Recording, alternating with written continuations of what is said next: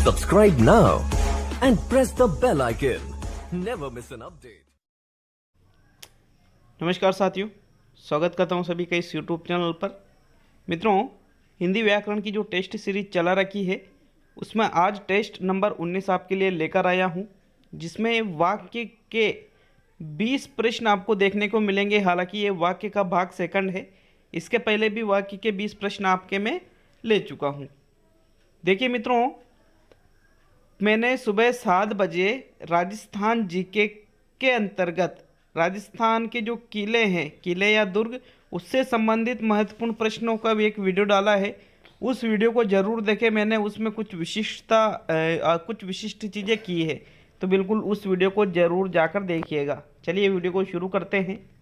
प्रश्न 1 आता है, वाक्य के कितने तत्व होते हैं?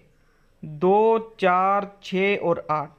मित्रों, यहाँ पर आपसे पूछा गया है तत्व कितने होते हैं, आपसे ये नहीं पूछा गया है कि वाक्य के अंग कितने होते हैं। तो यहाँ पर तत्व की बात करें तो वाक्य के तत्वों की संख्या होती है 6। कितनी होती है? 6। कौन कौन सी होती है वो मैं अभी नहीं बताने वाला, क्योंकि उससे संबंधित क्वेश्चन आए हैं। तो आपका तीसरा विकल्प सही है। प्रश्न 2, राम खाता है, वाक्य में किस तत्व की कमी है? आकांक्षा, योग्यता, आसक्ति और पदक्रम। मित्रों, यहाँ पर जो ये वाक्य है ये अशुद्ध है या इसमें किस तत्व की कमी है, अगर ये हम जाने तो आकांक्षा नामक तत्व की कमी है। आकांक्षा का मतलब होता है जहाँ पर वाक्य में अधूरापन हो और आपको ऐसा लगे कि यार ये पता नहीं चल रहा है कि भाई क्या हो रहा है आखिर। जैसे राम खाता है, क्या खा रहा है, कुछ भी पता नहीं चल रहा है। जैसे राम आम खाता है या सेब खाता है, ऐसा आना चाहिए, लेकिन इसमें आकांक्षा की कमी है। तो आपका प्रथम विकल्प सही है। प्रश्न 3 देखेंगे, शुद्ध गाय का घी लाया हूँ, वाक्य में किस तत्व की कमी है? आकांक्षा, योग्यता, आसक्ति और पदक्रम। साथियों, ये सभी वाक्य के तत्व हैं ये, और यहाँ पर शुद्ध गाय का घी लाया हूँ, इसमें पदक्रम संबंधी अशुद्धि है, क्योंकि शुद्ध गाय का घी लाया हूँ ये गलत है। वाक्य होना चाहिए गाय का शुद्ध घी लाया हूँ, इस प्रकार का वाक्य होना चाहिए। तो ये पद क्रम मतलब पदों का जो क्रम है वो सही नहीं जम रहा, इसलिए चौथा विकल्प सही है। प्रश्न 4, बेटी पराये घर का धन होता है, वाक्य में किस तत्व की कमी है? सार्थकता, अन्वय, योग्यता और आसक्ति। तो मित्रों, यहाँ पर आपका जो आंसर है वो रहेगा अन्वय। अन्वय का मतलब होता है जहाँ लिंग वचन काल से संबंधित अशुद्धि हो, वहाँ अन्वय तत्व की कमी होती है। जैसे बेटी पराये घर का धन होता है, तो धन होता है की जगह वाक्य आना चाहिए धन होती है, मतलब ये लिंग संबंधी अशुद्धि है, इसलिए आपका जो विकल्प नंबर 2 है अन्वय वाला वो सही है। प्रश्न 5 देखेंगे साथियों। प्रश्न नंबर 5 है, भारत का महान खिलाड़ी सचिन तेंदुलकर क्रिकेट खेलता है, वाक्य में विधेय का विस्तार क्या है? अब देखिए, एक तो होता है उद्देश्य का विस्तार और एक होता है विधेय का विस्तार। उद्देश्य मतलब होता है कर्ता, लेकिन यहाँ विधेय आपसे पूछा है तो कर्म का विस्तार यहाँ बताना है। विकल्प है भारत का महान खिलाड़ी, दूसरा है सचिन तेंदुलकर, तीसरा है महान खिलाड़ी सचिन और चौथा है क्रिकेट खेलता है। तो मित्रों, विधेय का विस्तार अगर आपको कहीं पर भी देखना है तो जो कर्ता के अलावा, ठीक है, कर्ता के अलावा उसके बाद में जो वाक्य आता है वो ही उसका विधेय का विस्तार कहलाता है। जैसे कर्ता कौन है यहाँ पर? सचिन तेंदुलकर, तो उसके बाद में जो वाक्य है क्रिकेट खेलता है, यही कहलाएगा विधेय का विस्तार। तो आपका चौथा विकल्प सही रहेगा। प्रश्न 6 देखेंगे मित्रों, कक्षा का बुद्धिमान बालक रमेश किताब जल्दी जल्दी पढ़ता है, वाक्य में उद्देश्य का विस्तार है। तो यहाँ पर उद्देश्य का विस्तार आपसे पूछा गया है। एग्जाम के लिए बहुत ही इंपॉर्टेंट चीज़ें हैं, डायरेक्टली ऐसे ही प्रश्न आते हैं। बिल्कुल एक बार आप बताइए, रमेश किताब पढ़ता है, रमेश जल्दी किताब पढ़ता है, कक्षा का बुद्धिमान बालक और उपयुक्त सभी। मित्रों, यहाँ पर उद्देश्य का विस्तार है कक्षा का बुद्धिमान बालक। देखिए, उद्देश्य का विस्तार क्या होता है कि उद्देश्य के पूर्व जो वाक्य होता है, उद्देश्य मतलब क्या होता है? कर्ता, और यहाँ कर्ता कौन है? रमेश। तो मतलब ये उद्देश्य या कर्ता के पहले का जो वाक्य है वो ही कहलाता है उद्देश्य का विस्तार। तो कक्षा का बुद्धिमान बालक ये क्या कहलाएगा? उद्देश्य का विस्तार। तीसरा विकल्प सही है। प्रश्न 7 देखेंगे। राम, श्याम और मोहन खाना खाते हैं। वाक्य है सरल वाक्य, संयुक्त वाक्य, मिश्र वाक्य और उपयुक्त सभी। मित्रों, आपके दिमाग में अगर आता है कि और शब्द आ रहे हैं तो ये संयुक्त वाक्य है, लेकिन आप गलत सोच रहे हो, क्योंकि कर्ता एक से अधिक हो या उद्देश्य एक से अधिक हो, लेकिन उनके द्वारा जो क्रिया की जाए वो एक ही हो, तो वहाँ पर सरल वाक्य सही होता है।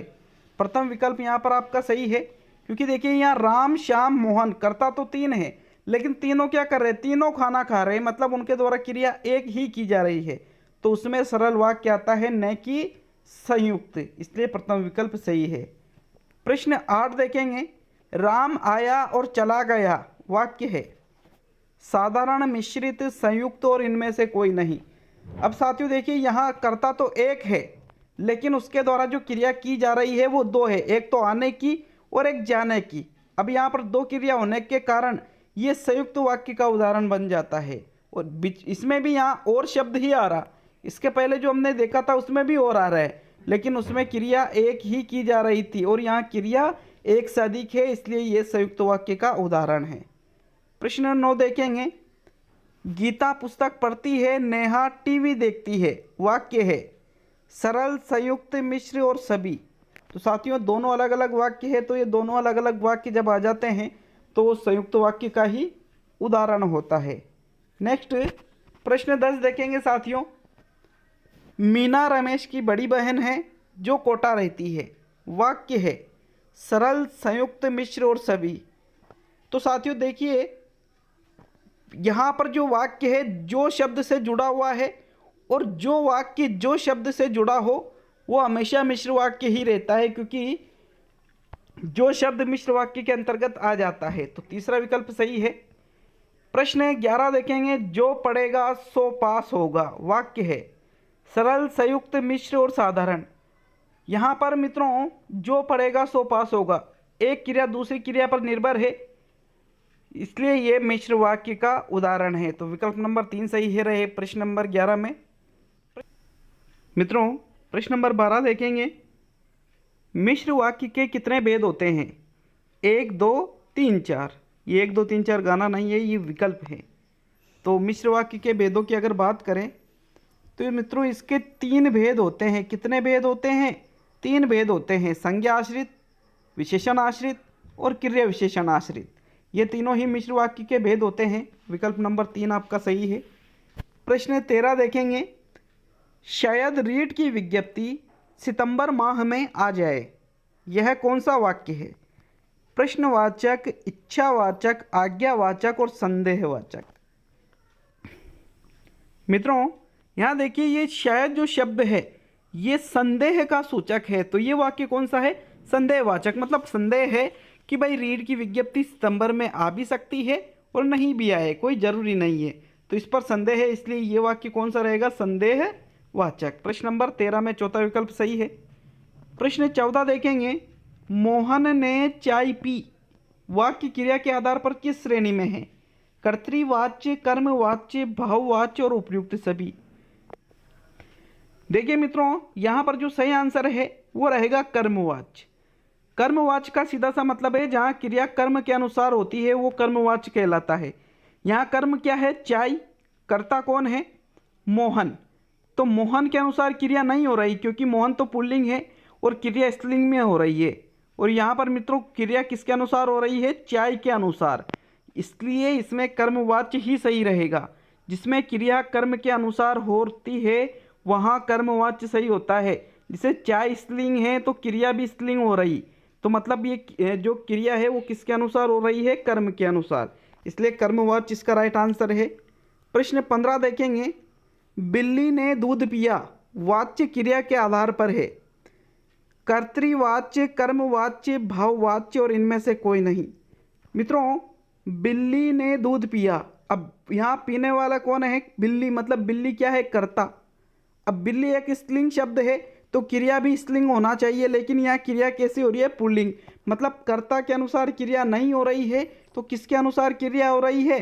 कर्म के अनुसार, और यहाँ कर्म क्या है, दूध, दूध है पुल्लिंग और क्रिया भी क्या है, पुल्लिंग, मतलब ये कर्मवाच्य है। जहाँ पर क्रिया कर्म के अनुसार होती है वो कर्मवाच्य कहलाता है। प्रश्न 16 देखेंगे मित्रों। नेताजी ने भाषण दिए वाच्य है कर्तृवाच्य, कर्मवाच्य, भाववाच्य और उपयुक्त सभी। मित्रों प्रश्न नंबर 16 में जो प्रथम विकल्प है कर्तृवाच्य वाला, वो आपका बिल्कुल सही आंसर है। चलिए प्रश्न 17 देखते हैं। यदि युद्ध होता तो गोलियां चलती, वाक्य अर्थ के आधार पर है।